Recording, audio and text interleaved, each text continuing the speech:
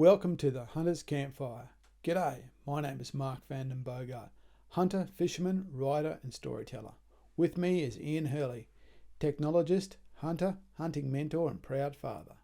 Together we want to help you get hunting. Our focus is helping you make the most of public land hunting right here in Australia, even if you don't live in a state where it's offered. This podcast series is all about helping you get started, helping you build your knowledge and your confidence so you can get out there and live your own hunting adventures. Now, let's get started. So, good evening all, and tonight we have with us, obviously, Ian and Jonathan McGee from the United Kingdom. G'day, Jonathan. Hi guys, how are you? And g'day, Ian. Hey Mark, back at another one. It is. Now, we're pretty excited about this one because this is our second international podcast. Sorry, Jonathan. Steve Kelly beat you to the punch. And we managed to talk to speed. So tonight we really want to have a great conversation around some of the work you're doing in certainly in the area of video production for hunting and fishing. And I think a lot of people will be really interested in some of the high-end professional stuff you're doing. But also we want to talk to you about your hunting experiences. But what I thought I'd do before we jump into it, just to give a bit of a longer introduction, if I think about how you and I first met, we're actually are one of those rare group of people who actually met on Facebook and turned it into something more than just, chatting on Facebook. If I remember correctly, you and I first kind of encountered each other on a Facebook page, a hunting page, which has ceased to exist, I think, and went through a great deal of turmoil and controversy, that Facebook page. But it was initially a hunting page, and you and I started to talk on that be about 10 years ago now. Would that be right? Yeah, it must be 10 years. And I think, wasn't there an idea that you were coming across, you wanted to do some shooting? Yeah. And we pulled together a little day's pigeon shooting, didn't we? Which, I mean, it wasn't as successful as some of the pigeon shooting that you get in here in the UK, but we still got you your first pigeons. We got to see it recovered. You saw a bit of our wildlife over here, didn't you? And it was actually quite a good day in the end. Nice and cold. It was most certainly a memorable day. And there's actually a tiny bit of video floating around somewhere of me missing on the first barrel and hitting in the second barrel, I think. But anyway, I think more importantly was the fact that we were able to turn that conversation into something, So, as you said, we were going to England as a family and for holiday, and I said, "Hey, I'm actually coming over," and he said, "Oh, great." And there was a bit of logistics, and I had to borrow a car and drive down to a place and meet you, and we ended up. It was really, really interesting because for a lot of different reasons. One, that we basically organised a hunt over Facebook over I don't know how many thousands of kilometres, and managed to bring it all together. But for me, the big takeaway from it was the difference between the English hunting countryside and Australia, because if I remember correctly, there was a guide who kind of organised this hunt for us, who himself was a bit later on involved in a bit of controversy, which we'll avoid. But anyway, we'll avoid. We got to this paddock, and it was just basically. It was a pea field, if I remember correctly, and it was behind a church. Yeah. And it was so close to this church that you could hear the bell ringing, and you could see the back door of the church. We were like literally in the back yard of the church. Well, this is hunting in the UK. I mean, I say hunting in the UK. This is pest control in the UK. We have crops absolutely everywhere, and the pigeons in the right time of year can decimate the crops. So if the pests are there and you're over 50 yards of a public highway, you can shoot the pests legally. I mean, there's different licensing and stuff that's come into fruition now, but back then, 10 or so years ago, you could literally pitch up with the permission of the person who owned that field. You could pitch up there within 50 yards. So long as you're safe, you can shoot the pigeons. And I pigeon in the UK is probably one of the best, and if you're lucky enough to have the land, one of the, it's free. You can shoot pigeons all day long. You could shoot hundreds of pigeons all day long, and they are one of the best tasting birds we have in the country as well. And yeah, we weren't as lucky. I mean, we've been on days where you'll shoot 300 or 400 pigeons in a day, have 1,000 shots. It is a bit like Argentina in some cases. But yeah, that was a great day. I think we finished on like 30 or 40 pigeons or something, maybe, if that. Yeah, it's good. And we're, as really, I said, really good fun. in this field, and behind us was a walking track. Well, you know, so every so often you could hear someone, and you could hear someone walking behind you, walking their dog behind you. And so we set up this blind. The guide, as he was, dropped us off in his paddock and said, like, I'll see you in 8 hours.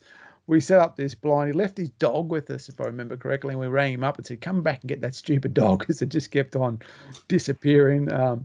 So he came and picked up his dog, and we set up the blind there, and we spent the day there. It wasn't winter though. It was I can't remember what time of year it was. It wasn't winter. It was strange, but it was a very pleasant day. I think it was later on in the year though. I think it was still relatively cold. Yeah, it wasn't really a pleasant day. It was, it wasn't cold, but it was very cool. And we had that old Lamba, which you had, and you had that It was the Italian autoloader. I can't think of the name of it. It was a breeder or something like that. I think at that point, or Bet and Solly or something like that. It was an older gun which I'd got from one of my clients at that point. But yeah, we do a lot of that sort of stuff though. So if we have, if I'm lucky enough to be in touch with someone on Facebook, and there's quite a few guys who've come across from Spain, from Italy, and from France and things like that, I do try and take them out. I have a little shoot syndicate, which is about an hour from my house, and you guys will hate me for this, an hour, and we can travel and go and shoot pheasants, and we're lucky enough to have the courthouse and stuff like that. Don't get me wrong. Shooting. I can walk 3 meters out my door here and take the dog and go bunny shooting. That's fine. Yeah. I'm talking about chasing bigger game when we've got to go a bit further, but certainly there's a lot of small game stuff available. I just have never really been into it enough to bother with it. But it's something I'm starting to want to do more. That I've picked up a bow, or a traditional bow, and it's nice to take the dog and she flushes them out, and that's excellent. I wanted to touch on something you said though. Pigeon tastes nice. It does. Oh yeah. Also, Mark, you've tried it. Yeah. It's really interesting you say that with the accent that you have, because I was on a trip in Egypt maybe 5-6 years ago, and there was a couple of English fellas on that trip, and we stopped at a restaurant. And we were on one of the rivers. We've been on a felucca or something like that, and we stopped at a restaurant, and this English fella ordered pigeon, and I, like here, they're rats with wings. Probably wouldn't touch them. Or maybe you should, but you don't tend to. Anyway, he ordered this pigeon, and it came out like I thought it would. It looked like it had been run over 1,000 times by a truck and left in the sun on the road for about 4 days. It was just a thin black thing, sort of shaped like a bird, that had been rolled over by a truck. I'd never heard anyone say pigeon tastes good. Well, I think the difference is the pigeon over here is a real. It's a delicate. Well, it should be considered a delicacy. You get obviously the street pigeons and the feral stuff that hangs around the towns, but we're talking about a pristine game bird, which comes across. I mean, it's a good sort of size, like 2 chicken breasts sort of size. Like, it's a good sized bird with lots of meat on it. And what we tend to do, especially if we're shooting in the field, we'll take some cooking stuff with us. We'll take some peppers, some chilies, some garlic, and we'll stir fry pigeon breasts whilst we're shooting. So you've got your little camp stove down, you shoot a pigeon, 2 minutes later it's in the pan, you're cooking it, you've got fajitas or wraps, and it's probably, in the UK especially, it's probably one of the best, leanest, healthiest sources of game meat you'll find, which is, it's just fantastic, really, really good.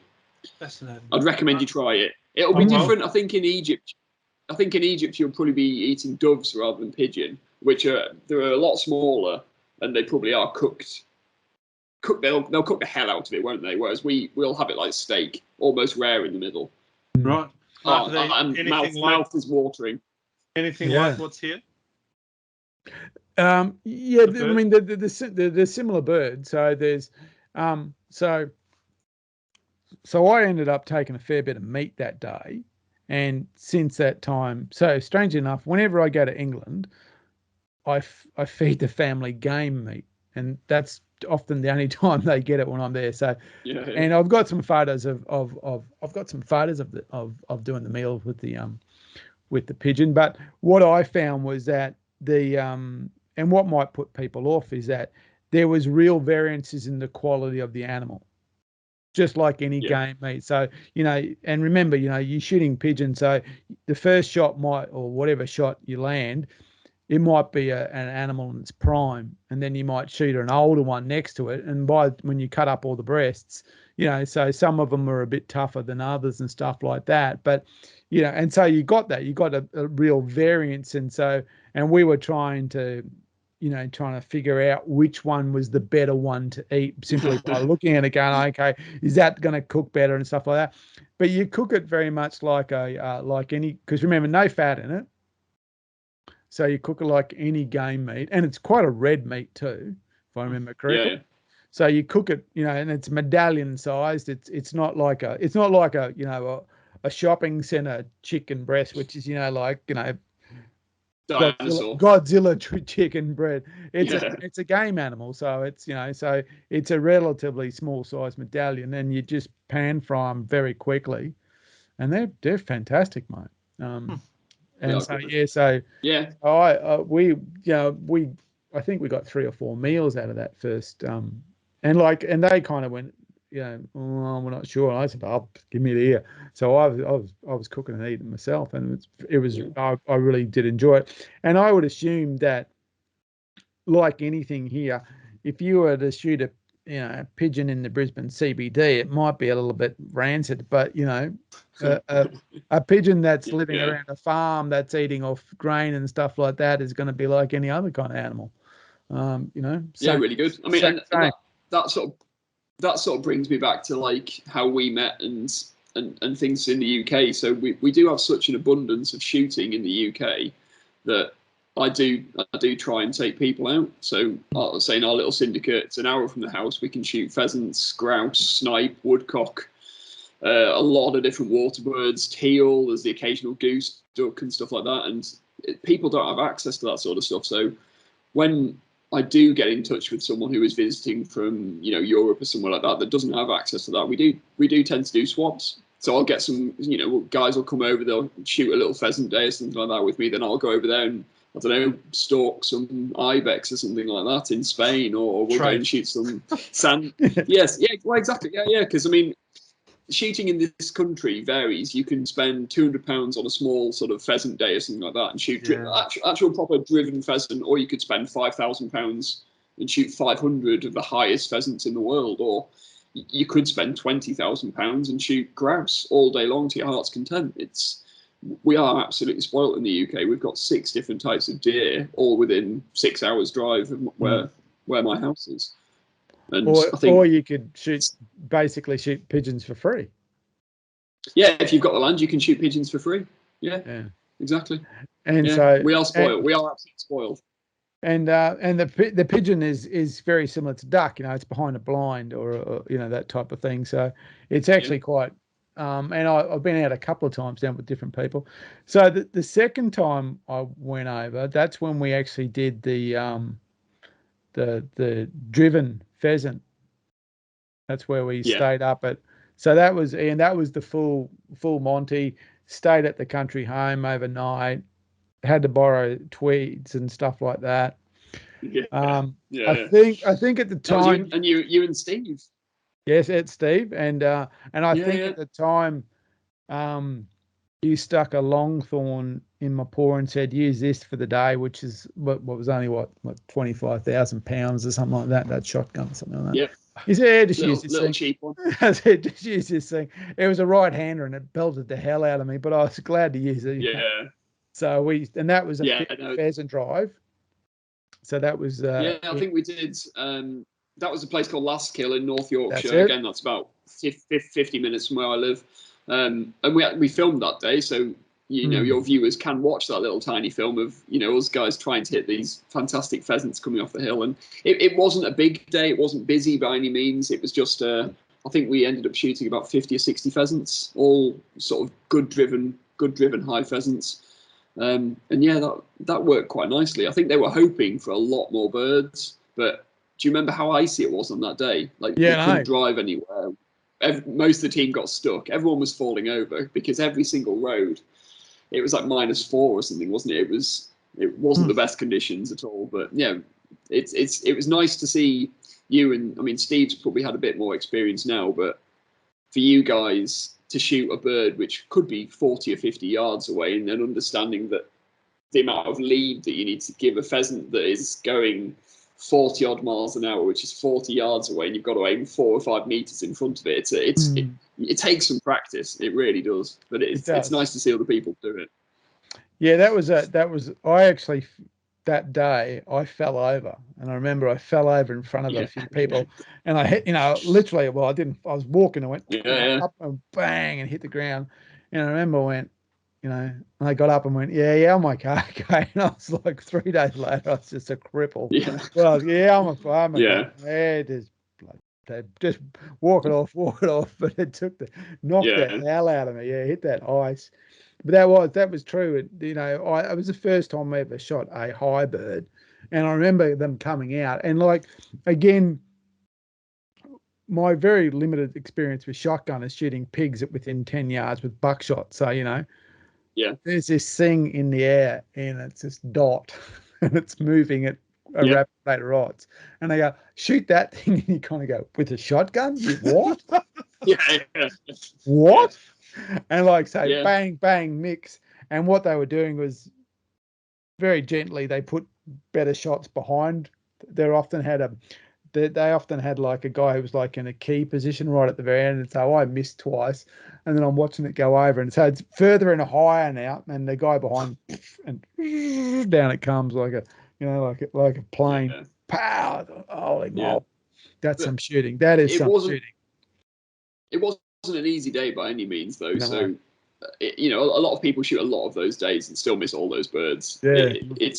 But again, in the UK, I mean, I know it's starting to take off a bit more in New Zealand, and we have, there's Argentinian shooting, there's Spanish shooting. You can shoot pheasants like that in Hungary and like Eastern Europe and stuff like that. But again, in the UK, we have these days where they will put on birds that are out of range. They'll push pheasants off the top of mountains and stuff like that in Wales and Devon and stuff like that. And I think it's worth trying.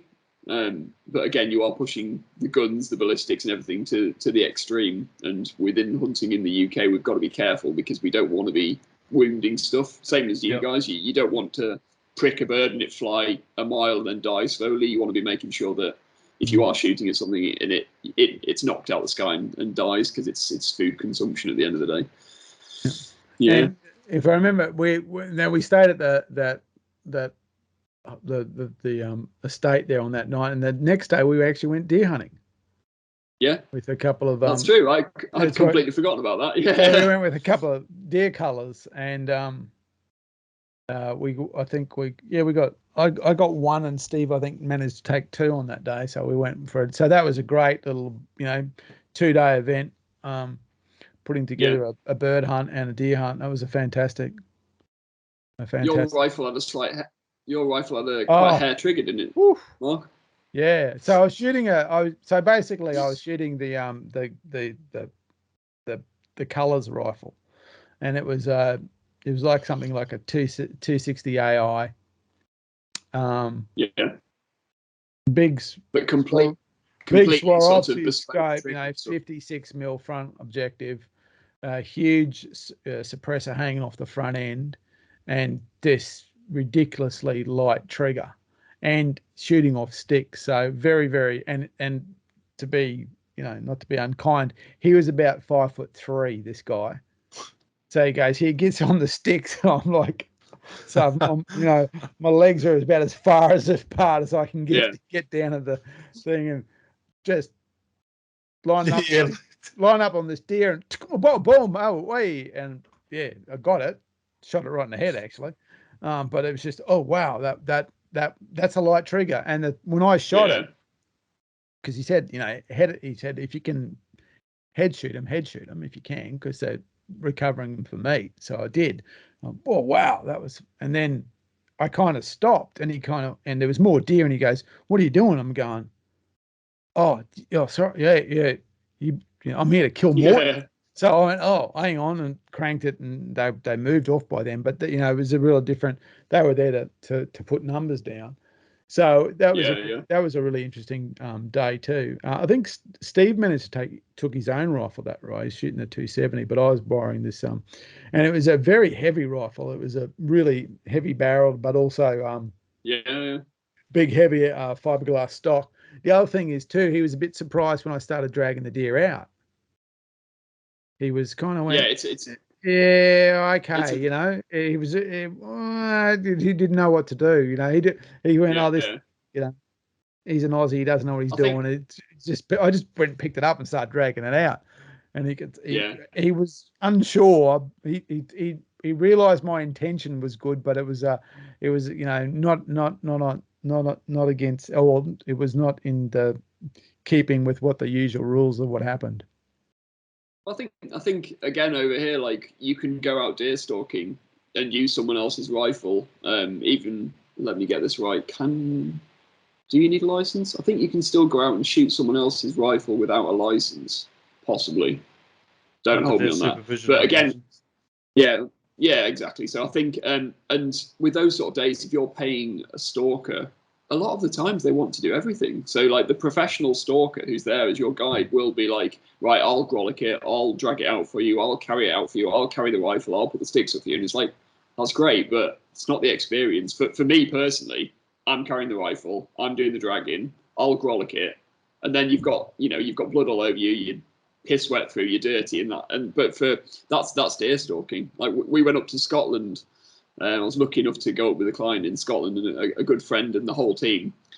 And honestly, I filmed for 4 days, and then my friend was lucky enough. He'd just shot a really good stag, and I was setting up on this hill, and he said, "Look, I've just shot one. There's no point me shooting 2 in one day. You go and shoot that one." So I crept down this little valley, and this like little, what they call a switch, which just basically has like I think it's a younger stag, which isn't going to make much of a head. So it has like one quite long sort of spike and a couple of brow tines. And I was just about to pull this trigger on this little stag when that sort of moved off down the hill. And we heard this bellow from a bit up higher, and then this much bigger 12 pointing thing, like, but an older stag, which was going back, appeared on the horizon. And the stalker, like the professional, grabbed the gun, swung it round and said, "Shoot that one." And I've got this image just looking through the scope of just some peaks of Scottish mountains with mist on the background, this beautiful sort of stag there in the foreground, and then just shooting it and it dropping on the spot. But going back to the point, on those sort of days, you have the stalking guide with you who's there essentially to put you on the deer, and he'll sort the rifle out, he'll carry the rifle, all that sort of stuff. And then you have another younger lad normally, because it's very hard work, who will drag the deer off the hill for you, which is like, oh, wow, that's just amazing. And I mean, you pay for the privilege to do all these things, obviously, but I quite enjoy the being knackered at the end of the day, being soaking wet through, but actually having this, well, essentially this trophy and this meat on the table at the end of it. I think that's part of the day. So I think, yeah, like you, Mark, it's quite nice to get stuck in, isn't it? And drag the deer off, and even though on that day it was disgustingly wet and muddy, and it's still quite nice to get stuck in. Yeah, well, it was for me, it was just just went, well, shot deer, I got to go get it type thing, That's what you got to do. Yeah. Well, that's a foreign. It's a very foreign experience to us, because our typical hunting experience is that we book a piece of land, either privately or we've got public land access that we can go to. We book that piece of land and off you go. You're not with a guide. You're not with.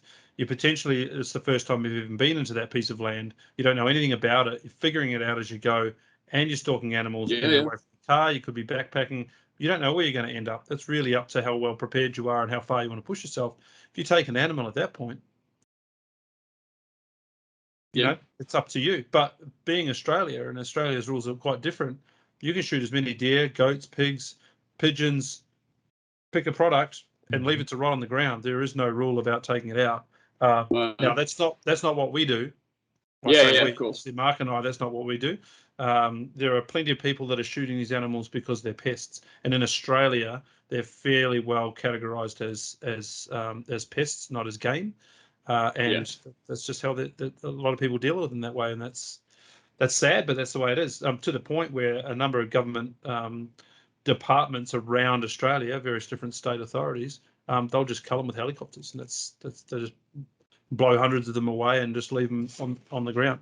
So we've got a long way to come, and when it comes to treating them as a resource or an asset or something that we can monetize like you guys are doing. But that's the state. Well, so it's quite different. But in saying that too, often you'll see you'll watch a YouTube video, and you'll see a foreigner come over to Australia or to New Zealand, and they'll get the experience that you just described.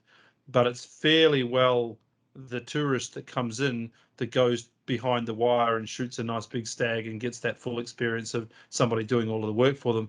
They just managed to shoot them over the apples. Because that's how they lured them in potentially. But it's a different market completely. I mean, on that note of sort of the game being a product, we're still getting to that point in the UK now. We're still there's still a struggle to find a home for the pheasants, the partridge, and the venison. I mean, there's a lot of it still being exported. People still don't know the value of the game meat. We've got this product which is better for you than chicken. It's higher in protein. It's got less additives. It's got less crap in it. It's been wild almost all of its life, unlike venison. But people still aren't aware that it's cheaper and it's easily accessible, and you can have a good fun day out, and you can do walk 20 miles just to go and get it. It blows me away that people will still eat chicken and stuff at £3 for an entire chicken, yet they won't spend maybe £1 for a pheasant. What for £1 you can buy an entire pheasant. I mean, it might slap its feathers on, but there's more meat there. It's better for you. It tastes better. We use it in stir fries. We'll roast everything. What did I make the other day? It was I took 4 whole pheasants, breasted them out, and then I put in a layer of duck, a layer of widgeon, and then a layer of woodcock, and then rolled this joint about this sort of size, and then covered that in ham. Covered it in ham because that's the only way the kids will look at it. So it's right, well, we've got this massive is it a Ballantine, something like that, and then roasted that in the oven, and the kids were just sat there they'd pick up bits of shot every now and again, but they'll get new teeth. They get new teeth, don't they? They're only young. So yeah, that's right. Do you not think that the reason the pheasant gets left on the shelf, the cheaper but better product, is because everyone's lost the skill to actually pluck that thing and breast it out? They don't even know what to do with it. I think it's not just the fact that you can actually buy sort of ready pheasants roasted, ready to roast. So you can buy those from the butchers, and they probably will still be cheaper dressed than a pheasant. But I just don't think people associate a pheasant with food. That's the worry. And they wouldn't know that like my kids know that when Daddy brings home, I mean, my little one, when she was walking and talking, so she was probably about 16 months. My wife sent me a video when I was away filming of the day before I'd been out shooting, and I'd got a bag of ducks. There was maybe about half a dozen ducks in this bag, and there was this big mallard, this big beautiful blue-headed mallard, and my daughter had grabbed hold of this duck, and she was just sat there watching TV with this duck on her lap, just petting it and going good boy, good boy. I mean, it seems morbid to people, but it's that she knows that that's going to be dinner. And I find it's still quite staggering that kids don't know that the chicken they're eating in their nuggets is chicken that once lived on a farm and that sort of stuff. It's a bizarre disconnect. A different family upbringing when you're a hunter, and you're someone that's a bit more practical about their food. My son's 4. He's only just turned 4, but his favorite food, if you ever ask him, is steak. What do you want for dinner tonight, son? Steak.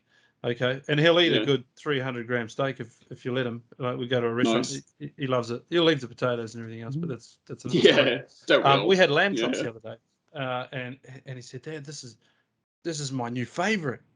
I said, "Oh, that's great." You know what it is? He said, "Yeah, it's lamb chops." And then he's processed that a little bit, and he's eaten a little bit more, and he said, "Dad, which one of the lambs out in the paddock are we going to take out next?" We're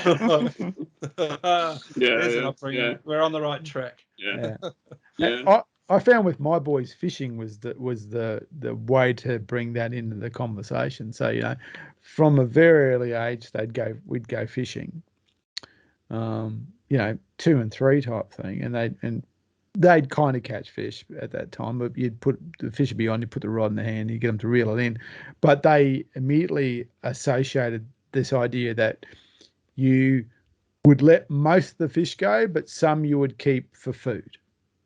And there would be a decision-making process that they didn't quite understand, why you keep that one but not that one, you know, but they understood that there will be a decision made and some of this will be going home with us as food.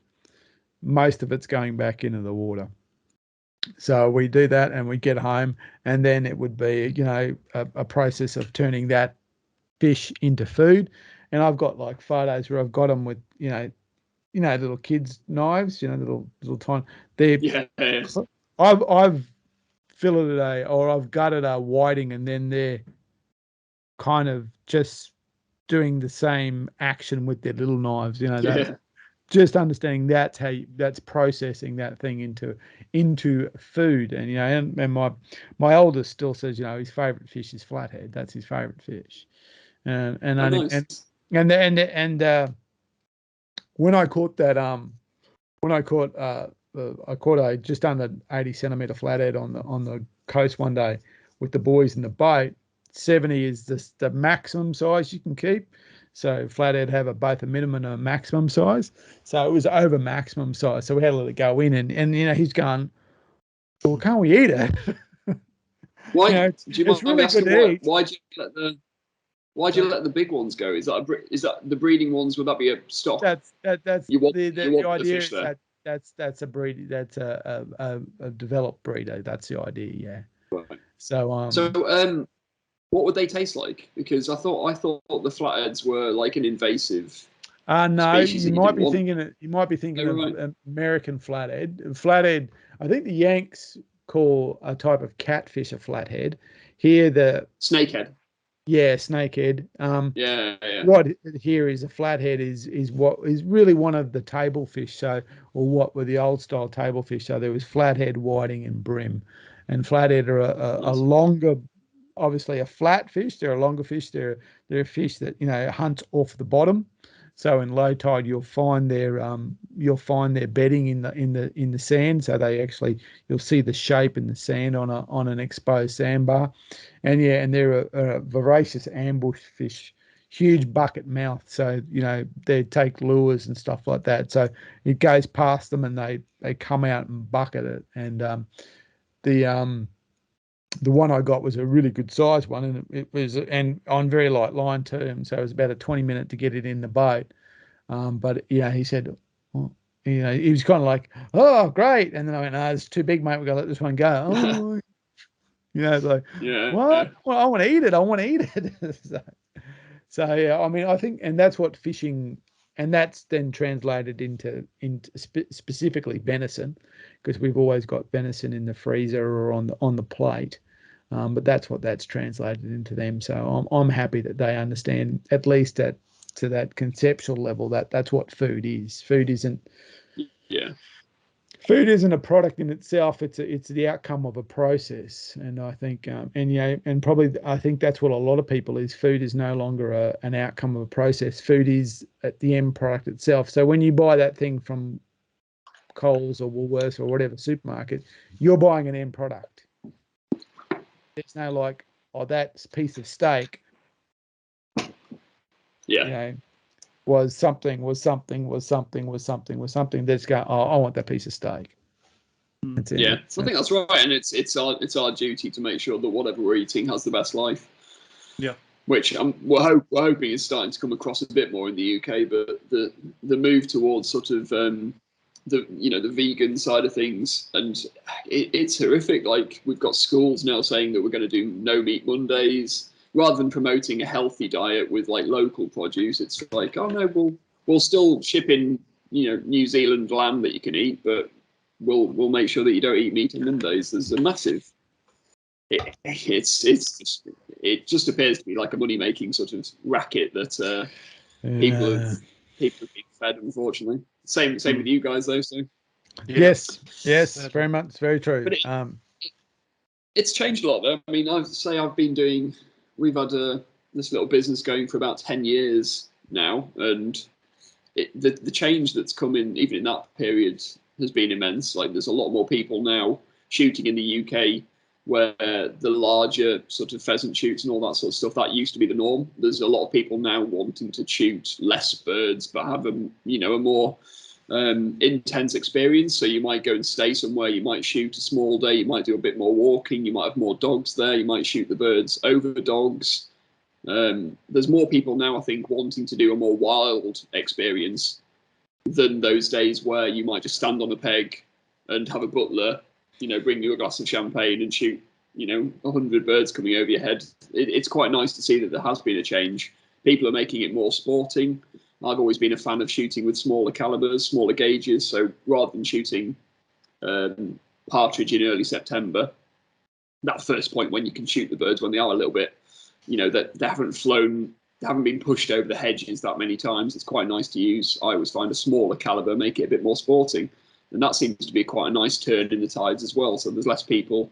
You could go out there and blast every single one of them with a 12 bore, but it's quite nice to sort of make it a bit more sporting with a smaller gauge. You hit or you miss, which is quite good. So yeah, there has been a big turn in the tides. I suppose that gives us a good opportunity to talk about actually what your business is. That you said it's 10 years, so in 10 years in the making. So give us a rundown of actually what your I mean, obviously you and I have been speaking for some time, but for everyone else, what your actual business is. That could be tricky. I sort of struggle with myself these days. Essentially, I went to university. I did a degree in architectural technology, which is like sort of the sustainable side of architecture. And I was in that industry for 6 or 7 years. But I'd always sort of had the camera out. The camera was always coming on the shoot days and stuff with me. And then I essentially got more and more people asking me to come on those larger shoot days to take photos. And then that sort of blossomed into specific companies wanting me to take photos of specific products in the field. And then that merged into, well, if I'm taking the photos, why don't we run the social media for you? And then that sort of expanded. So now we do a lot of social media management. We also do a lot of TV and advertising. We just finished a fishing TV show called The Untamed Anglers, which went live a couple of weeks ago. We also have another platform called Gunroom Digital, which is essentially we put guns onto a platform for shops. So we'll integrate with the shop's website and put all their guns onto this website, and then people can go and find hundreds and thousands of guns in one place, and they can choose from everything rather than going to individual shops. They can go on one place and see everything. There's all sorts, if I'm honest.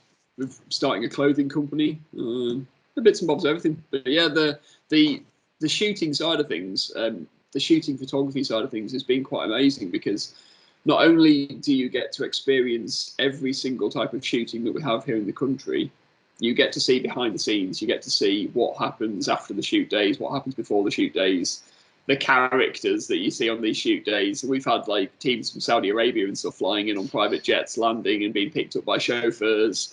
The chauffeurs then drop them off at the shoot days. They buy all their guns. So they might spend... We had one team basically go to a shop in London and buy all their guns just for that one day. And a lot of them didn't even take them home. They were left at the estate. So they might spend £100,000 on a gun and leave it after the day's shooting. Some of it is a different world. But, that wouldn't essentially make it the best day shooting ever, because they don't appreciate what they're getting given half the time. No, but you're getting a different experience. But yeah, we've had a lot of different experiences. We've been flown in helicopters to Spain and stuff like that, and private jets and things. And that's quite a regular thing. Teams will take their own guns and planes and stuff and go over to Spain, because there's still a lot of partridge shooting over there, which is really, really spectacular. But yeah, we've experienced every single type of driven shooting and walked up shooting and stuff in the UK, I think, by now. And is it primarily... Which is very special. Is it primarily the birds that you're videoing? This is your specialty? You're not...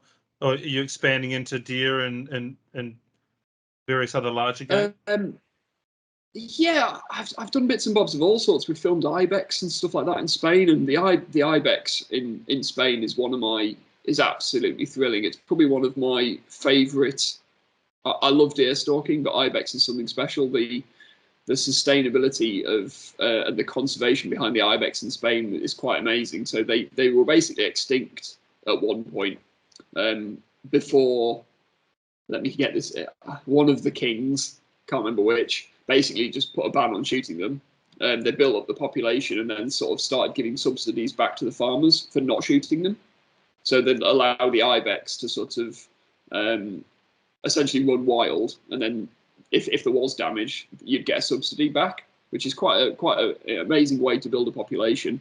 And now, obviously, you have outfitters in Spain who you can go to and speak to, and they will charge you X amount of money to shoot an ibex off a certain piece of land.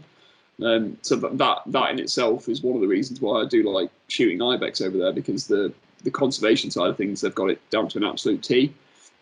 Because it is monitored, it's on a tag by tag basis. You have to show proof of what you've shot with photographs, with evidence of the size of the horn and the antler and all that sort of stuff. Horn, but yeah, I've got a big piece of sun in my face there. But yeah, no, that's we've been all over. We've filmed fishing in Alaska, which is quite cool. We've been to France, Italy, Spain, all over the place, which is quite good. Yet to do anything in Australia, so I'm awaiting the invite. Haven't ventured to Australia and New Zealand yet.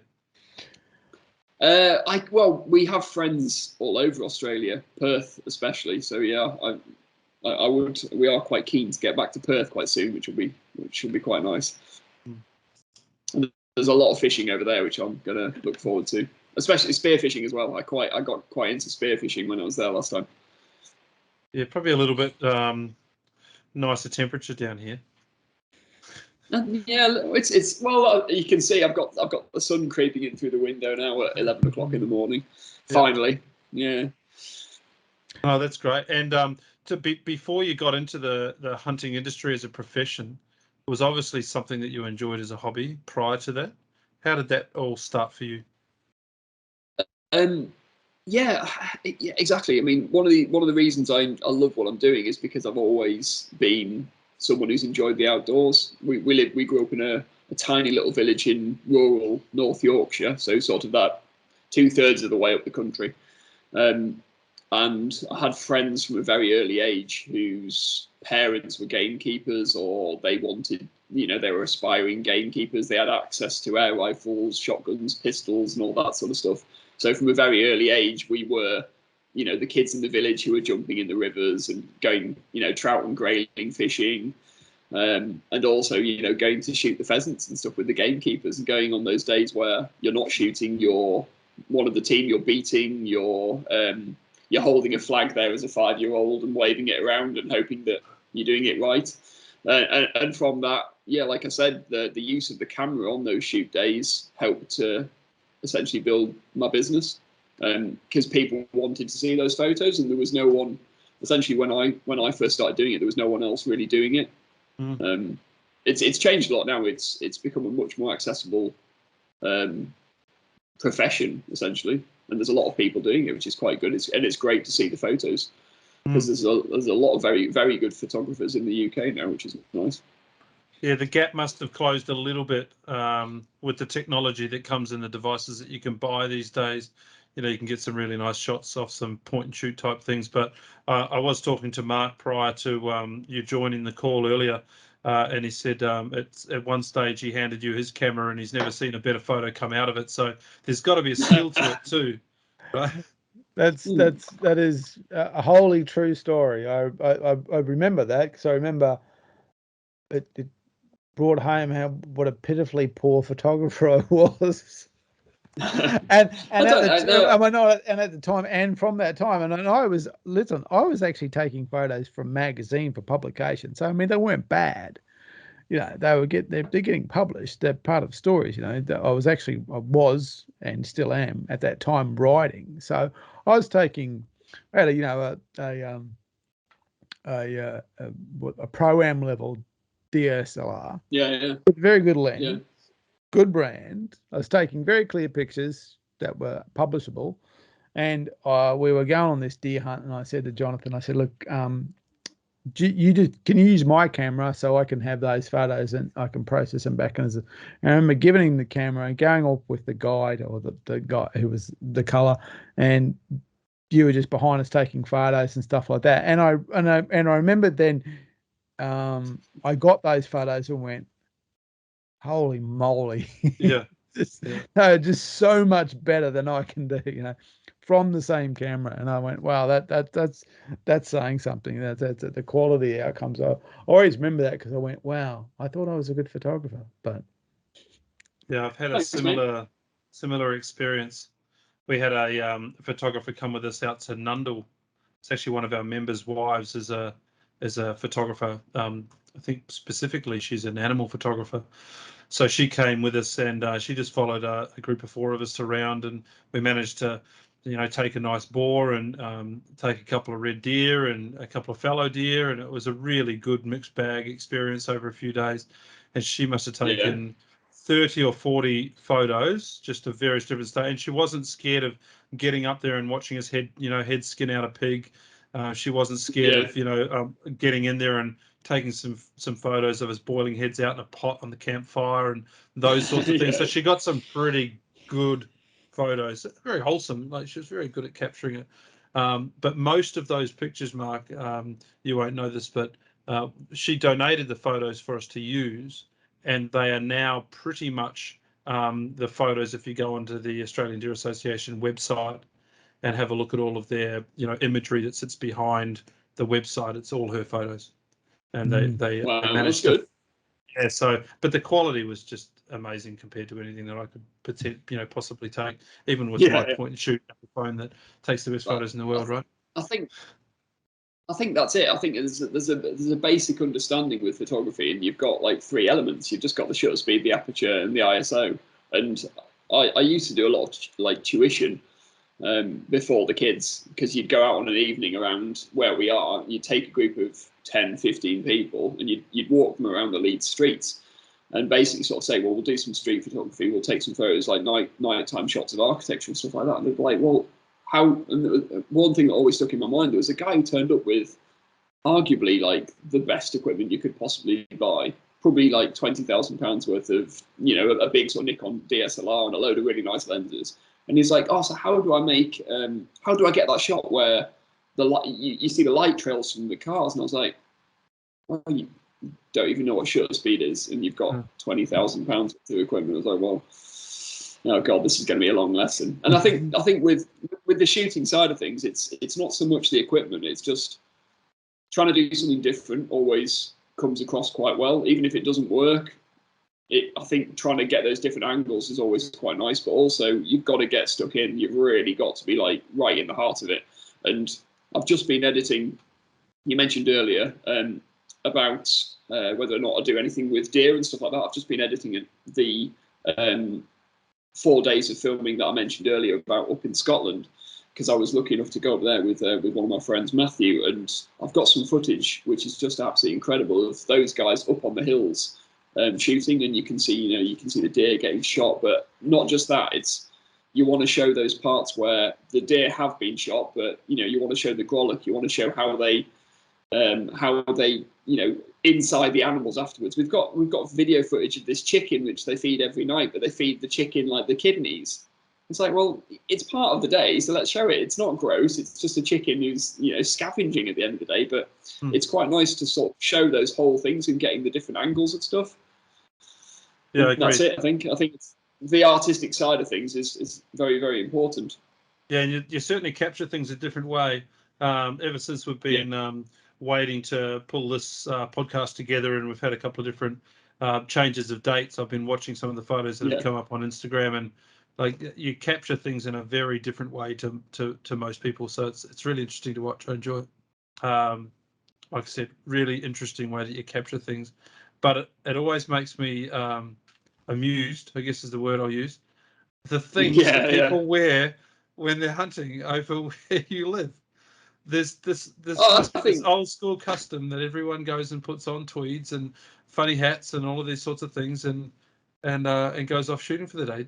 Tell us about that. It's a very stylish whatever afternoon that you're going on with a rifle over your shoulder, or a shotgun, I should say. I think again, it's another sort of traditional thing in the UK. We are able to sort of dress up, which is quite nice. We have, history of using tweeds and all that sort of stuff, and I think that has continued, which is quite nice. You very rarely see people. Well, you wouldn't be allowed on a driven game shoot with camo, so you wouldn't be allowed to shoot in camouflage. You would have to wear like a neutral green colour at worst, or some sort of tweed. And then you have, the +4s, which are like gathered up under your boot around your knee. And then you have like a garter, which ties on your socks and all those sort of things. Or you could wear trousers, tweed trousers, something like that. But yeah, it's definitely, we are quite lucky that we do have this sort of fantastic tradition.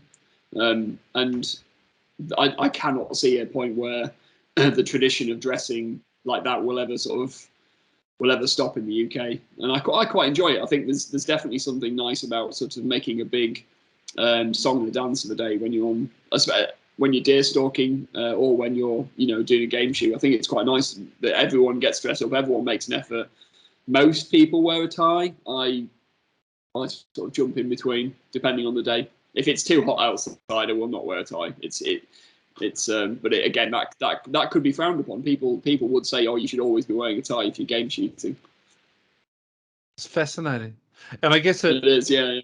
The type of clothing you're talking about is, it's warm gear, but I guess you're dealing with a lot cooler climates.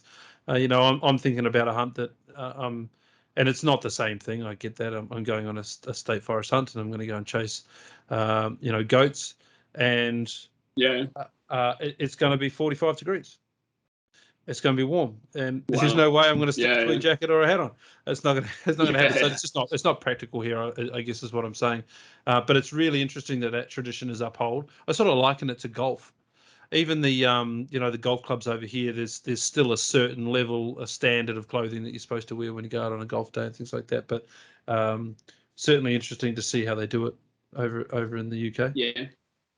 I think the likeness to golf is probably one that I'd probably say is very, very, very, very close, because I think if you turned up on like a decent golf course without the right attire on, you'd have exactly the same feedback as you would do if you turned up on a grouse shoot with the wrong attire on. It would be, but it's you're not playing. Is it practical Yes. clothing? It is. Yeah. So it's obviously designed for it, but it's like the stuff that we use to hunt in, if we're going into alpine country and things like that, it's very technically created specifically for hunting. It's not hiking clothes necessarily. A lot of the things that we're wearing are designed for the elements that we're in. Yours is similar? We have. So the tweeds that they used to wear up in Scotland, you're wearing like a relatively sort of thick wool tweed with possibly like a silk lining, so you're keeping warm. Most of the rain will run off, if not soak in. And the breeks, or +4s or whatever you're wearing, you have like one piece of material which basically comes down to just above the ankle. It's hooked under, so the water sort of runs down the side of your leg and past your boot. And that's where it all sort of came from. But obviously now the technical equipment that we have in the UK is fantastic as well. So for the deer stalking, like the last trip I went on up in Scotland again, I just wore like basically a big pair of like salopettes, like a waterproof salopette, but half the guys were wearing the Kui. Like technical camo with they'd have like a technical shirt on, like really, really super lightweight but warm, and they'd have like a very specific like lightweight stalking boot with a what they called like a technical trouser and all that sort of stuff. I mean it's money as much as anything, isn't it? You could spend an absolute fortune on hunting gear. But I think in the UK, so I got Mark. Well, it's important to kind of understand that actual tweed is actually hunting clothing. It's just that it's traditional hunting clothing. It's not, its original purpose wasn't for presentation as much as it was for use across the whole range of things. So tweed is it's just an old technical hunting attire. It's before they had synthetics and things like that. So there's actually real purpose in it. You wear a tweed coat, and I mean, I own one. I just don't have it here in Australia. It sits in a box in the UK. Yeah. You wear that in cold weather, and you realise how fundamentally well designed that is for the climate you're in. And the other thing is, you're always wet in England. Okay, it's a reality. You are constantly at one level of somewhere on that scale. And so, things like boots and all that is this realization, and that it's muddy. The mud is very, very tactile. It sticks to stuff. I remember we did an afternoon's hunt with Steve Kelly, and it was what they call a course hunt or a rough hunt, where basically you just go out with the shotguns and you walk the hedgerows and you're just trying to scare up birds, and it's a great way to spend an afternoon. It's like small game hunting for rabbits, but it's birds. Same thing. You're just basically trying to scare up the game, and you may or might not have dogs with you, depending on. We didn't have dogs with us, but we got back to, and it was on a farm. We got back to the farm, the work area of the farm where the sheds and so on was, and literally we were using a high pressure hose to clean your boots. That's what you're doing. Literally, gurneying your boots. And, Steve was saying, these boots are pretty good because they've lasted a season of this.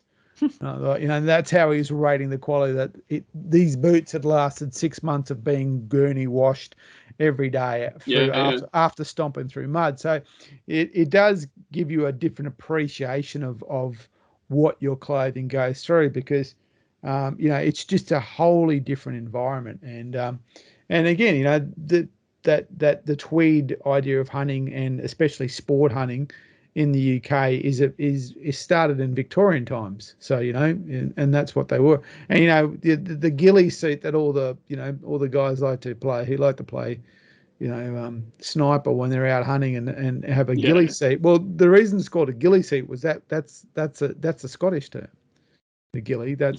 And that's what they used to do. They invented that idea of basically making a garment of various different cuts of cloth to break up your outline when you're out hunting. So that's why a ghillie is a Scottish term for basically the guide. Or is the ghillie the guide, or is he the person who carried? The ghillie.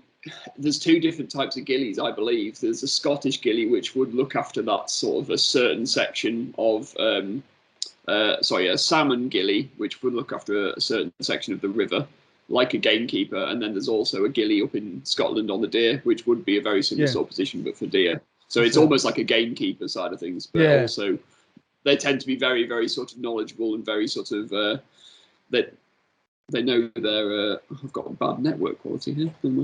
They tend to be very sort of technical with everything and know about that sort of their river, their land, their deer, and the husbandry behind it all. Sure.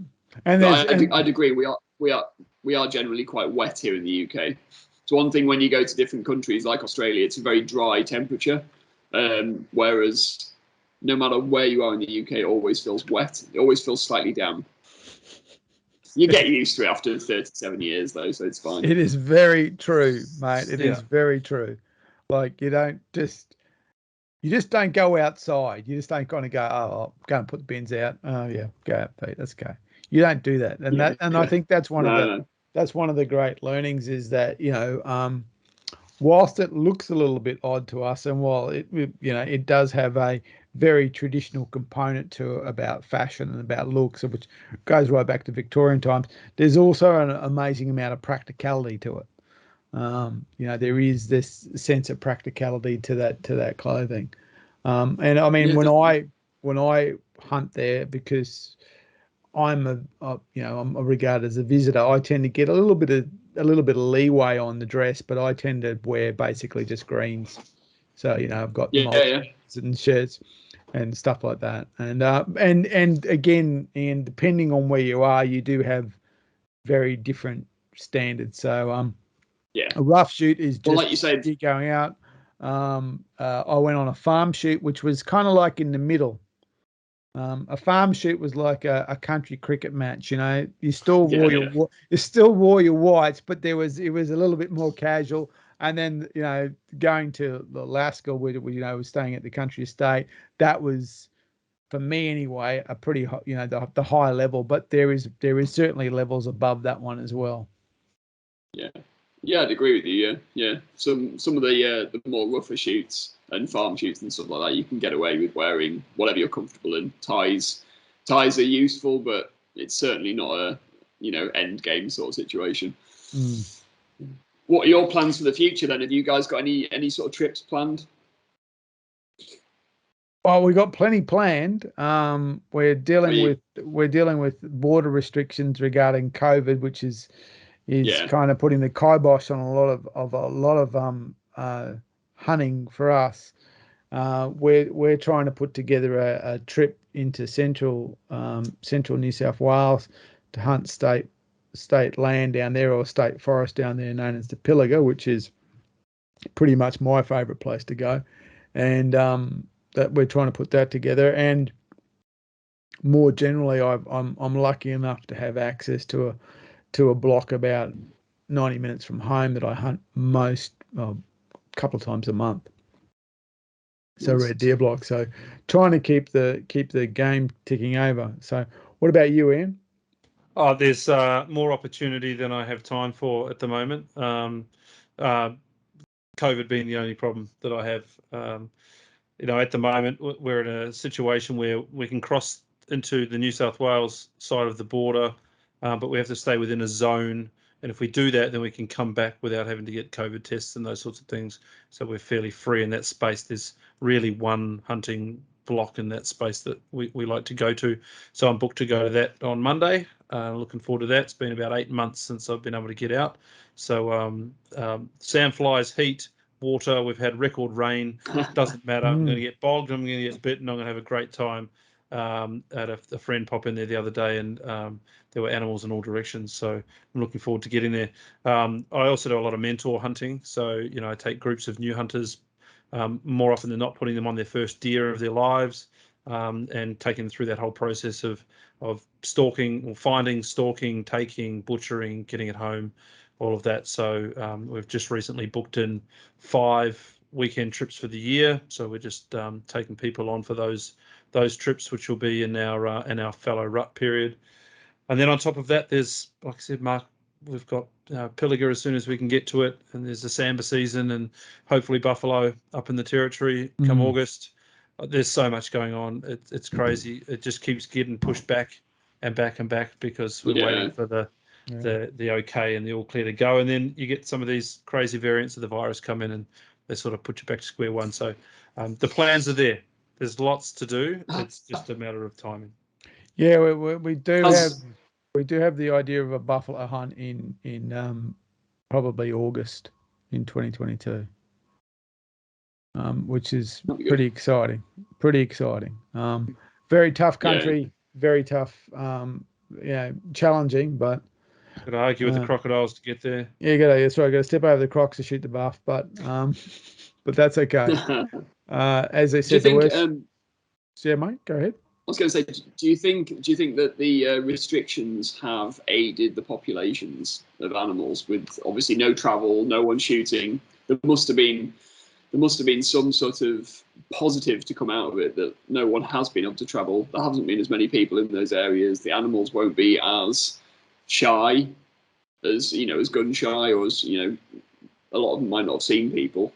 Would that have impacted anything, do you think? You would have to say that yes, there would be a positive influence on that, but more importantly, we're in our second year of good rain. Okay, so last year was a very, very good season agriculturally. Like last year, for a period of time, there was restrictions were off the border, and we could travel to New South Wales. And I travelled twice in April and in July, and all the way down the New England Highway was just every grain silo was full, and outside the silo were these tarps, and I mean tarps, I mean like 50, 100 meter long piles covered up in various tarps. And Wow. and that's played out that, you know, the fact that agriculture is having a huge, and that's why they had the mouse plague too, because there's so much food around. Yeah. So we've had that, and we've now, so that was like, you know, a huge influencer, water being the big challenge. And of course, with that so much groundwater comes so much ground feed. And then we're into that again. And we've just had, for many parts of the East Coast, this has been the wettest November in 100 years. So not only have you got the restrictions in terms of hunting, you've also got an incredibly, especially on the whole of the eastern seaboard and right through the eastern hinterland, has been a huge amount of water moved through. And I mean, there's a lot of places that are in flooding. And so, you know, once that floodwater breaks and disperses, things like pigs and stuff like that are just going to go through the roof. They're saying that, for instance, I was reading tonight, probably expect the locust plague, because, you know, they're going to come out of the ground again, because that's what they do. When we were down in New South Wales last year, that was just one of the, not the tail end, but the kind of the periods of slowdown in the mouse plague. We were in a little town, and the boys were counting all the dead mice on the footpath, and they got around 70 or 80, and they stopped. You know, there was, and we went when we went. Yeah, when we went down, sorry, the first night we stayed at a place called Coonabarabran, and it was we went down on Easter. Everything was closed. Okay, it was literally Easter Sunday. Everything's closed. There was one shop that we found open to get it, and we were staying at a little caravan park. But the only thing that was open in the center of town was a guy who had his, you know, like a ute decked out to sell stuff, and he was selling mouse traps. He's just on the road, and there's people just around him. He was just doing quite a healthy business of selling mouse traps. You know, you couldn't buy them anywhere. The local hardware. I mean, we have, you know, huge hardware stores, department stores, you know, size of a football field. You know, under the roof type stores, and they were out of baits, they were out of traps, they were out of everything. I could drive home from work. It's a 15-minute drive from my office in town back to home. And if I did that at night time, if I could count fast enough, I would have counted in the numerous thousands of mice that I would be able to play hit and run with on the way home. It was just unbelievable. But yeah, and I think to answer your question another way though, yes, the lack of people heading to the hills and chasing animals is going to make them less gun shy. They're going to be more available. Their breeding cycles have been uninterrupted. All of those sorts of things were positive. But what I did find was when the restrictions were lifted, where I would, you know, I could go hunting any day I wanted. So you'd just schedule a hunt, you know, in 3 weeks' time, and off you'd go, and that would be fine. In the few weeks when hunting restrictions were lifted and we could go, everyone with a license went hunting. Yeah. So everything got scared or shot because you know, it's just the way it was. It just happened to be that we were allowed out somewhere around the raw period. So it was like, okay, we've all been stuck in. We've all just got to get out, and so I think it had the reverse effect just as quickly. Yeah, and in terms of that, and one of the other challenges is strangely enough, one of the challenges of water is it disperses animals. So, you know, in drought, I mean, water is always important. In drought, when it's scarce, the old rule is find water, sit on water, animals will come to you. Okay. When every depression in the ground is holding a puddle of water, those kind of rules don't apply. So you'll have an issue where and if you're hunting a big block, so for instance, I can't remember the actual size of Pilliga because it ranges, but it's about 250,000 acres, I think, in terms of what you have access to, and then there's actual parts of it you don't have access to. And that's just Pilliga East. Then you cross the road and you're into a whole nother block. If you go west, you're into a whole nother block. For instance, Pilliga West, which generally you have the whole of Pilliga West access to, is I think 20 by 20 kilometres square, basically. That's Pilliga West. So you've got massive chunks of dirt, okay? So if it's dry, you kind of go, okay, let's find water and hang around water. When it's wet, they're just wherever they are. So you can go days and days and days of not seeing them. And that actually happened when we were down there in wintertime in the middle of the drought, and it had been going for a number of years, and water was incredibly scarce. And there was 3 or 4 dams, and this mob of goats was literally moving between these dams. And on the last day, Tim and I just happened to be at the right dam at the right time when that mob came in. But what I'd been successful at doing is taking pigs off that dam. And that just worked for us. When we went down there after the rains, that dam was overflowed. It overflowed. And what you could see in terms of around that dam, there wasn't a single animal track because they just didn't bother going there anymore. The water was everywhere. Yeah. And so we spent 3 days not seeing an animal, just looking. And as the week started to dry out, we started to see them. And so we had to change our whole approach to how to hunt, because the abundance of water and now the abundance of feed will actually mean they just don't need to expose themselves, so they can be wherever they are. So you've got to find them. So it does throw up an interesting challenge, a lot of water. Yeah. You learn a lot from an animal. I've got a little flock of sheep out in the paddock out the back that I talked about earlier briefly, and those sheep would normally be on their feet wandering around the paddock looking for the greenest pick and whatever they could chew on for the day. I don't think I've seen them stand up for 3 or 4 days. They just lie in a patch of grass and just chew like this. They don't bother moving. They got enough water and enough food.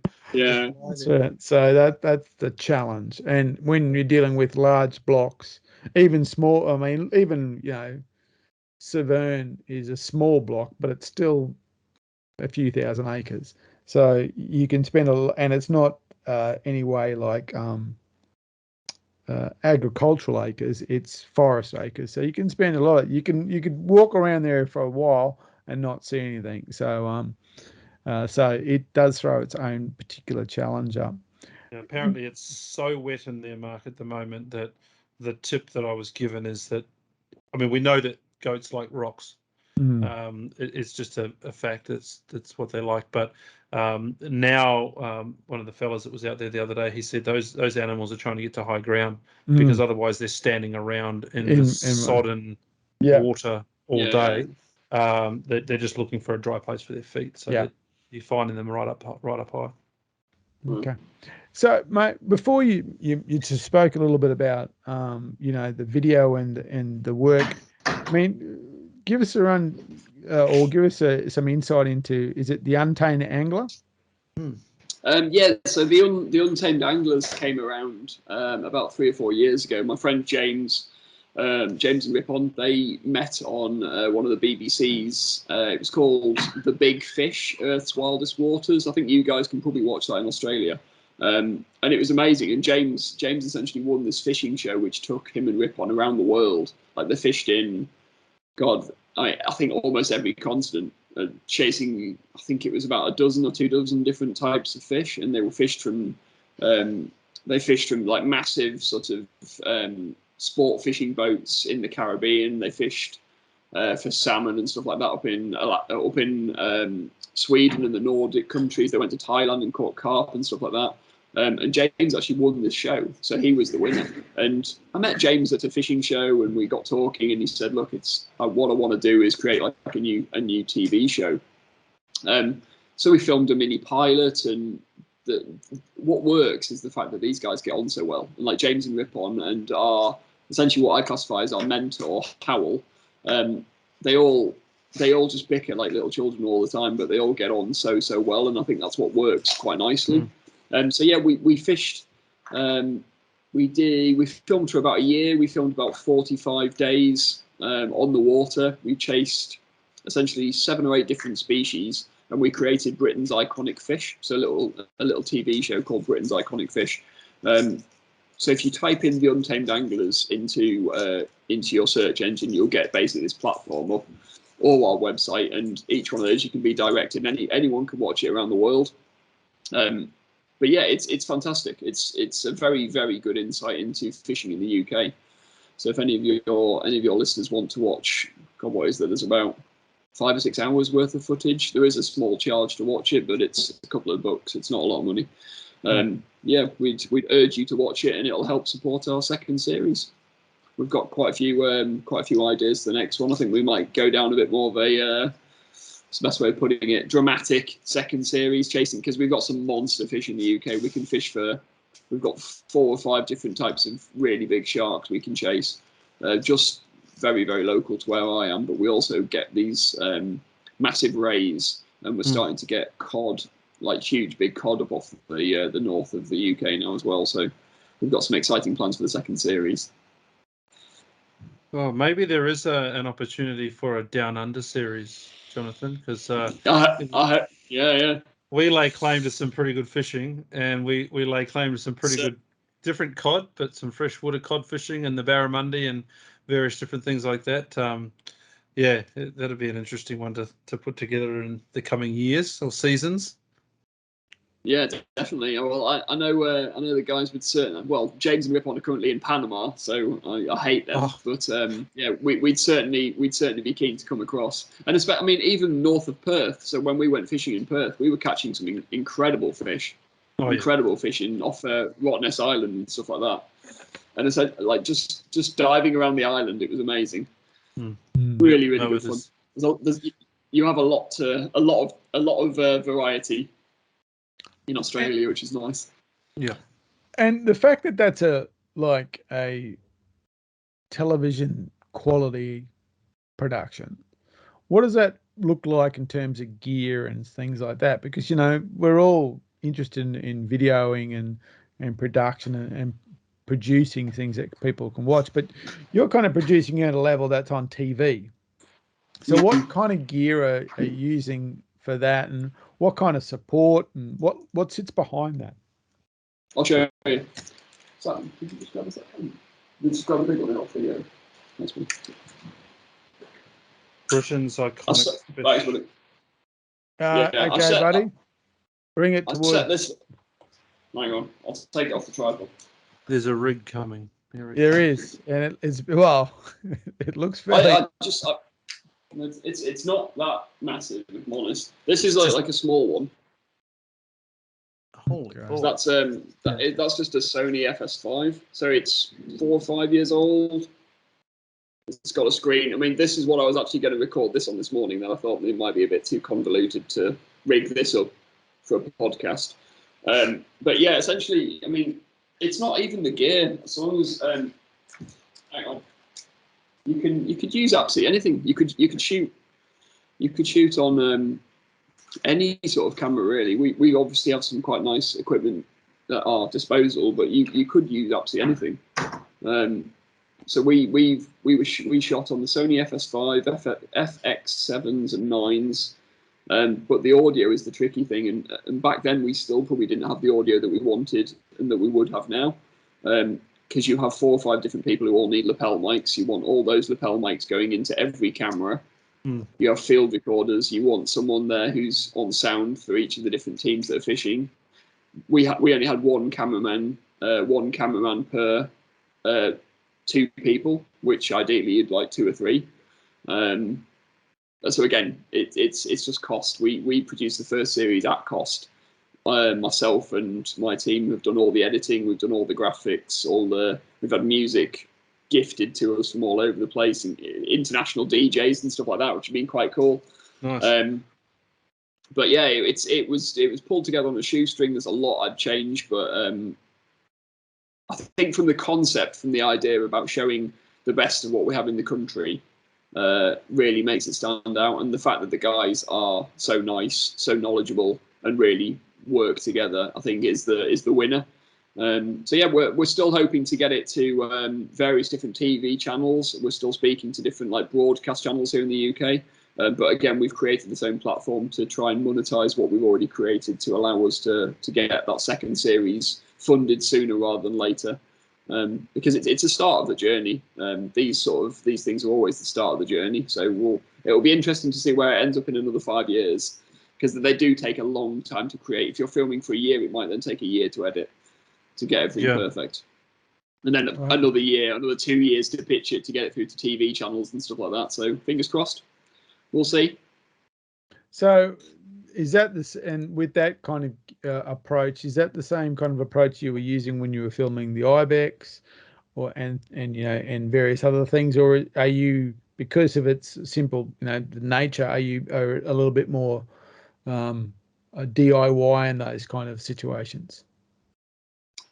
Yeah, so with the shoot days and stuff that we filmed before in the past, which just all on my YouTube and stuff like that on ibex, most of those days it was just me. You might have lapel mics, you might not. You tend to use a shotgun mic to cover most of the audio. And again, it was just me, probably with a little camera like this, FS5, 2 or 3 different prime lenses. And that was about it, if I'm honest. These cameras nowadays, you can film it up to 4K resolution. You can shoot 240 frames a second instantly. But again, it's not really the quality of the camera. It's like with the photography that we mentioned earlier. It's about trying to find those unique angles that haven't already been covered by a billion other photographers, or videographers in this case. Yeah, I think, and there's some tricks. You can try and use lenses to create different effects. You can use a wide angle and film up at someone. You can use a huge big zoom lenses to get those detail shots. But yeah, I try and. It's hard when you're doing it yourself, because you've got to cover absolutely everything. So if you're filming someone shooting a deer, do you go behind that person, film them shooting and their reaction, or do you go and film the deer getting shot? You can't do both. Yeah, you know yourself. Yeah. That's the point, isn't it? Yeah. You can't set the camera on record here and then have yourself shooting in shot here and hopefully get everything, but it just doesn't work. So you've got to concentrate on one thing. I actually managed to do that, but what it meant was I actually filmed myself missing. Oh, no. That was it. So I managed to figure out on a recent hunt, I managed to get the camera set up on the deer wide enough that they stayed in frame.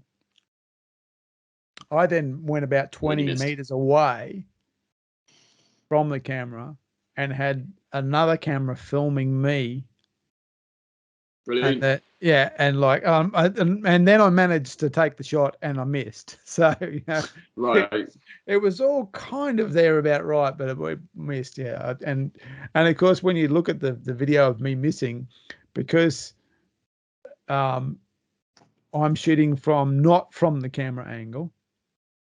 Yeah, it looks like it's miles away. It's very deceiving. It's like, and it's absolutely.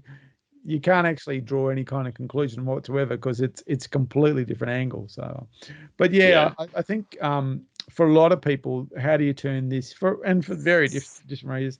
How do you turn this into video or into something, a memory other than, either video or something like that, or photography is very important to people. So, and understanding the complexity of it. And I like the fact that you talk about the fact that it's not just the gear. I was reading something very recently about drone footage, and this guy was pretty blunt and says, like, if you don't introduce why you're using drone footage, all you do is you create this really, really high quality, boring stuff of this looking down on something that has no context, that people don't understand about or anything like that.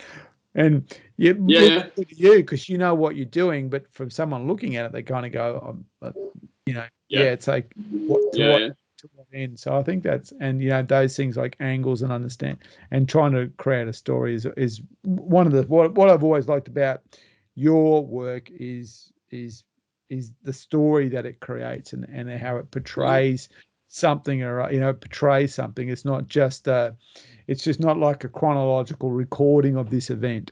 There's something in it. Yeah, there's a big difference between, not just in quality, but between, like you say, point and shoot, first person, recording of whatever I did today versus building a script. Yes, I've taken that animal, but that doesn't mean that you can't take a second shot in 3 different angles that wasn't the actual shot, but it's on the same location to get what it is that you need to pull the story together. That doesn't happen if you've just got your GoPro and you're wandering around with the first person stuff. But you've got to have you don't want it to be over scripted so that you're creating a false, or maybe you do, depends what it is you're trying to create. But I think you need the art of storytelling to be able to do it.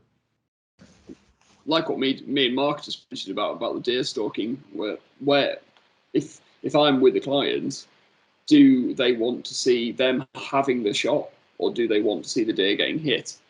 You can't film both. You could film over their shoulder. You might be able to get enough depth of field for both to be slightly sharp, but generally you wouldn't be able to get both sharp.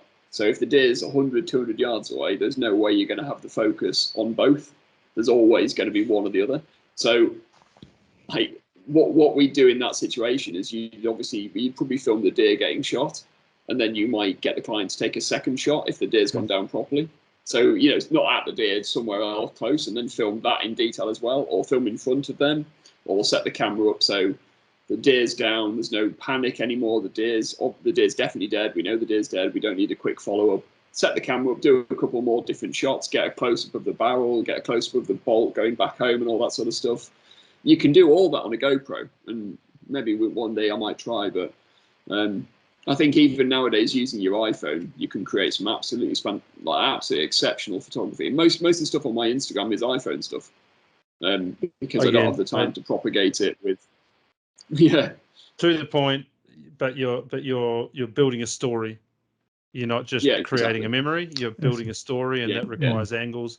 And that's interesting what you say, though. I would have thought, and I don't know why you don't, but it's not hard to stick a GoPro on a tripod, off to the side of somebody while they're taking their shot, whilst you've got your larger camera doing another one.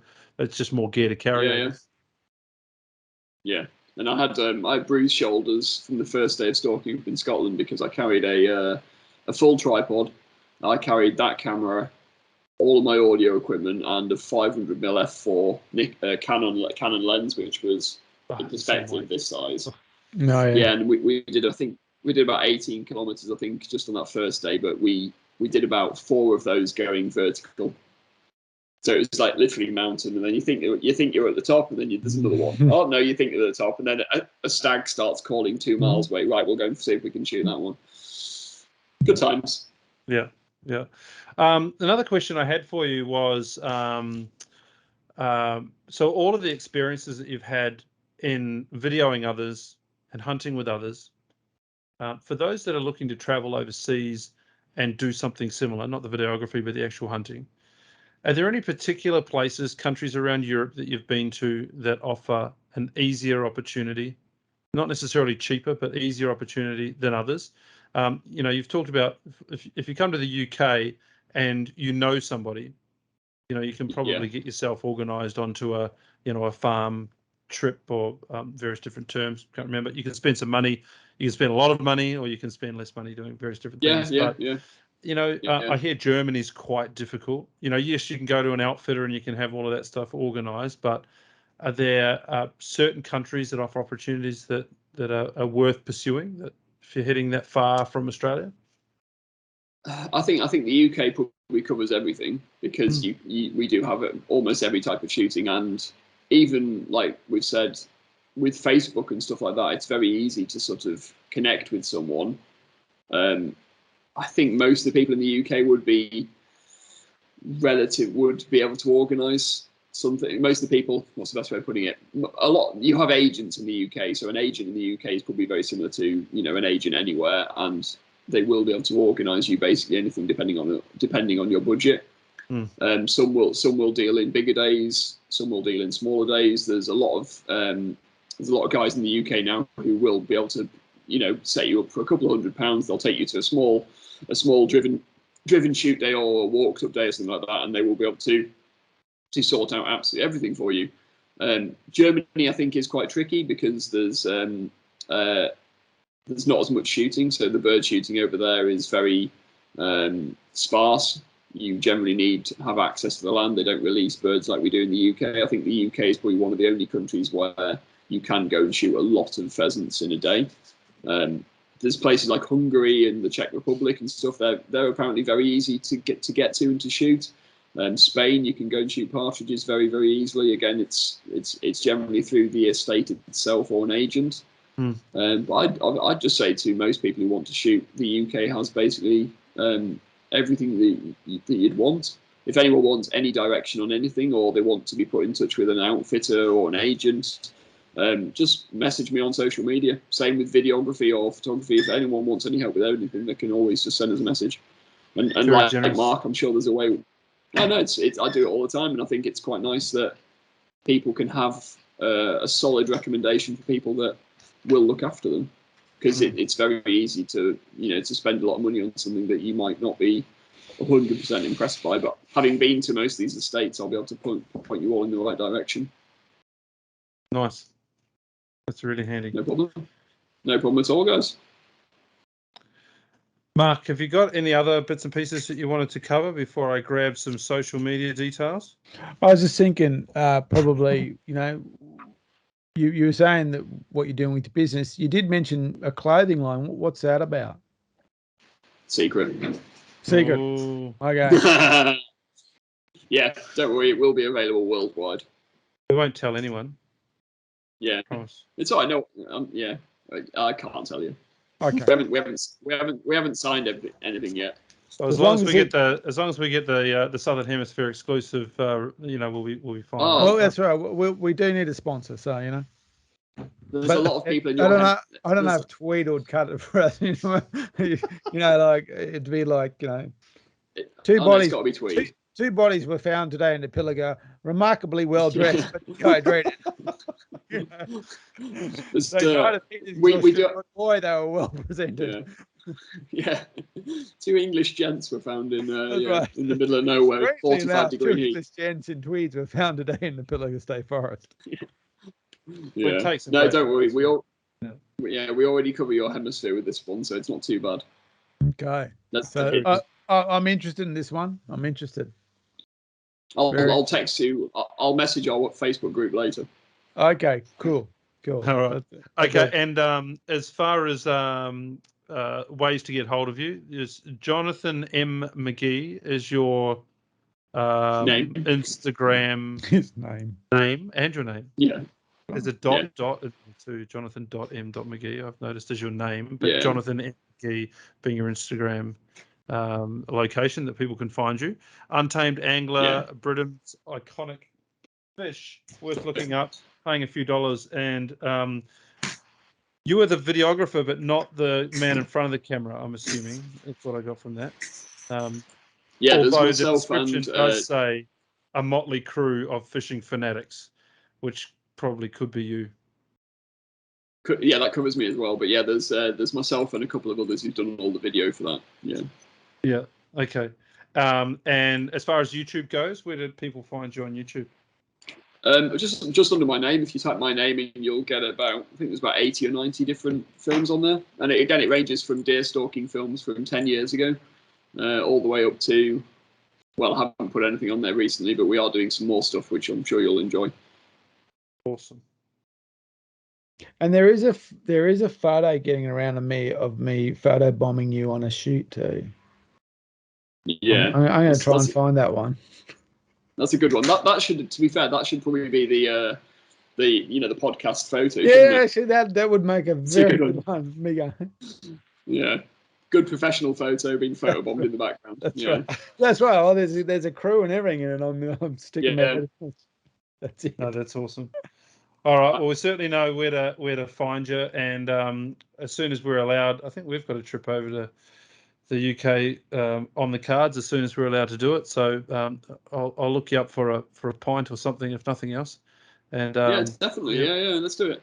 Oh, you'll get a shot on, mate. You won't go that far for a beer. You'll go. We'll get you on to something. I haven't yet convinced my lovely wife that when we travel overseas, I should be allowed out for X amount of days to go hunting. Yeah, but that's the thing. You're not going to go out for X amount of days. You're going to go out for X amount of hours. Yeah, I know. It's a different thing, isn't it? Literally. Yeah. I'm just going to go sit in a treehouse for a little while and watch deer walk past. You're going to go to a village and you're going to take your lovely family to this village and say, walk around this village, look at these very cool shops, have something to eat. I will be back in 3 hours. With some medallions of maybe pigeon. or maybe not, but that's what it is. Like, for instance, I'll give you an example. When I went last time, I had a day with Steve hunting deer, and so I sent the family went to a lovely village, not a village, a town called Winchester. Very looked nice. around, did all the historic things. I went deer hunting, mate. And we both met up. As a family, we met up back at the place we were staying at 5 o'clock for dinner. It's incredibly civilized, mate, in that way, in sense where there isn't. You don't have to kind of go, okay, let's leave now and get there this afternoon before and then set up. It's no, get in the car. 15 minutes later, we'll be in a paddock onto it. Exactly. Yeah. So, Most shooting in the UK, you won't be travelling over 4 hours. So, I mean, depending on where you go, Mark actually came to Leeds last time, which is quite nice. And then the other place that we met at was 2 hours drive away. So there'll always be something. There's always, I mean, if you come between sort of September and end of January, there'll be game shooting, but there's deer stalking all year round. Yeah. Sounds great. That's it. Okay. Well, look, it was actually really good to talk to you again, Jonathan. I haven't seen you for a couple of years, and we were hopefully to be in England this Christmas, but we're not going to make it for obvious reasons. So it's great to talk to you, and it's great to see that the business has grown. I remember last time we were in Leeds, I think you just moved into the office then. So, and it's great to see you doing some of the work with, with both the fishing and the hunting. And as always, it's good to see you're getting out there and getting amongst it. So, mate, I really appreciate your time and being the fact that you're actually in your work hours. So it's great to talk to you again, and of course, learn a little bit more about what's happening over there in the UK. Lovely. Well, thanks for having me, and cheers for letting me on the podcast. Hope it goes well. Good luck editing. No worries. Thanks, Jonathan. All right, guys. Thanks so much, guys. See you soon. See you, mate.